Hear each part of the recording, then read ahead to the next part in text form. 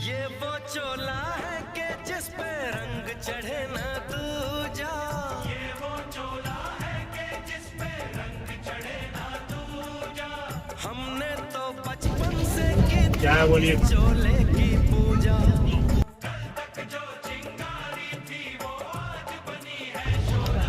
চাটা বানিয়ে নিয়েছি, এবার চাটাকে টেস্ট করা পেলাম।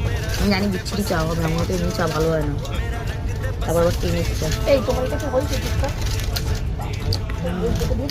চিনিটা একটু কম দিয়েছিলাম, কারণ এখন তো আর এই যে লাগে না, খুব বাজে হয়। সুগার হয়ে যায়।